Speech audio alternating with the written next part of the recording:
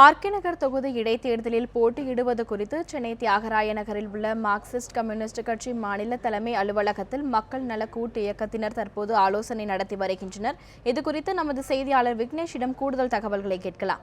விக்னேஷ், தற்போது மக்கள் நல கூட்டணி சார்பில் நடைபெற்று வரும் ஆலோசனை கூட்டத்தில் யார் யாரெல்லாம் பங்கேற்றிருக்காங்க? நிச்சயமாக சர்மிளா, இந்த ஆலோசனை கூட்டமானது இரண்டாவது நாளாக தீநகரில் இருக்கக்கூடிய மார்க்சிஸ்ட் கம்யூனிஸ்ட் கட்சி தலைமை அலுவலகத்தில் நடைபெற்று வருகிறது.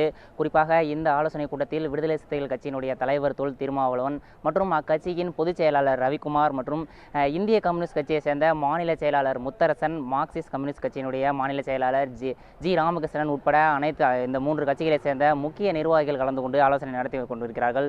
சற்று நேரத்திற்கு முன்னதாக தொடங்கிய இந்த ஆலோசனை கூட்டத்தில் ஆர்கே நகர் தொகுதியில் நடைபெறக்கூடிய இடைத்தேர்தலில் போது இந்த மூன்று கட்சிகளிலிருந்து எந்த கட்சிகள் மூலமாக வேட்பாளரை தேர்ந்தெடுப்பது, மேலும் அந்த வேட்பாளரை எவ்வாறு வெற்றி பெற செய்வது மட்டுமல்லாது இன்றைய நடைபெறக்கூடிய ஆலோசனை கூட்டத்தில் நடைபெறக்கூடிய ஆர்கே நகர் தொகுதியில் பிரச்சாரம் எவ்வாறு மேற்கொள்வது, அதனை எவ்வாறு எப்போது தொடங்குவது உள்ளிட்ட பல்வேறு கட்ட ஆலோசனைகளும் நடைபெற்றுக் கொண்டிருக்கிறது.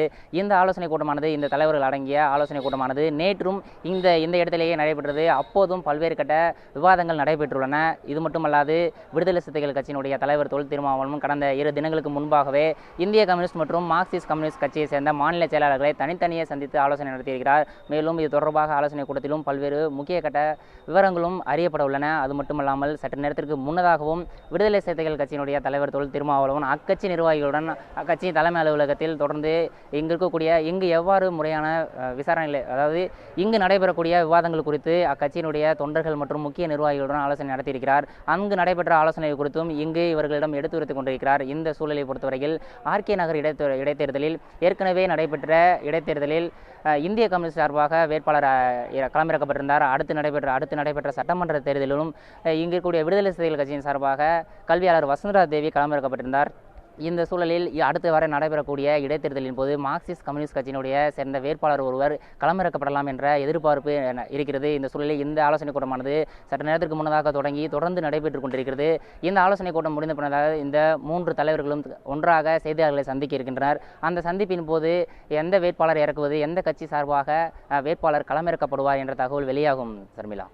விக்னேஷ், திமுகவிற்கு ஆதரவு அளிக்க வேண்டும் என மு.க. ஸ்டாலின் அழைப்பு விடுத்துள்ள நிலையில் அது குறித்து இந்த ஆலோசனை கூட்டத்தில் ஏதேனும் முக்கிய முடிவுகள் எடுக்கப்படுமா?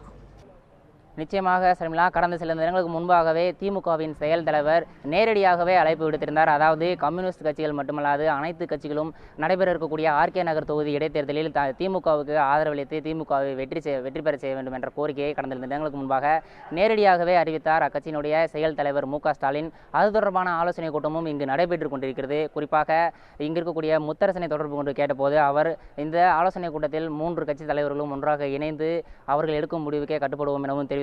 இது தொடர்பாக விடுதலை சிறுத்தைகள் கட்சி தலைவரும் அது தொடர்பான கருத்துக்களையே தெரிவித்திருக்கிறார். குறிப்பாக நடைபெறக்கூடிய ஆலோசனை கூட்டத்தில் 3 தலைவர்களும் சேர்ந்து இந்த திமுக செயல் தலைவர் அழைப்பு குறித்த விவாதத்தை நடத்துவோம், அவ்வாறு 3 கட்சிகளுக்கும் ஒன்றுபட்டால் அந்த அழைப்பை ஏற்போம் எனவும் தெரிவித்திருக்கிறார்கள். குறிப்பாக அந்த அழைப்பை ஏற்பதற்கான வாய்ப்பு குறைவாகவே இருக்கிறது.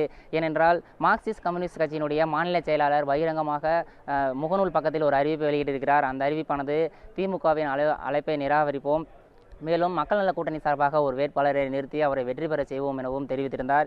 இந்த சூழலில் இந்த ஆலோசனை கூட்டமானது மிக முக்கியத்துவம் வாய்ந்ததாக கருதப்படுகிறது. ஏனென்றால் இந்த ஆலோசனை கூட்டமானது கடந்த 4 தினங்களாகவே, அதாவது தனித்தனியாக சந்தித்து பேசுவது மட்டுமல்லாது இரண்டாவது நாளாக இந்த 3 தலைவர்களும் ஒன்றாக சேர்ந்து தீவிரமான ஆலோசனையில் ஈடுபட்டு வருகிறார்கள். திமுகவின் அழைப்பை ஏற்பார்களா அல்லது மக்கள் நல கூட்டணி சார்பாக ஒரு வேட்பாளர்களை அறிவிப்பார்களா என்பது குறித்த அறிவிப்பு இன்னும் சற்று நேரத்தில் அவர்கள் செய்தியாளர்களை சந்திக்கும் போது தெரிய வரும். சர்மிளா, உங்களுடைய தகவல்களுக்கு நன்றி விக்னேஷ்.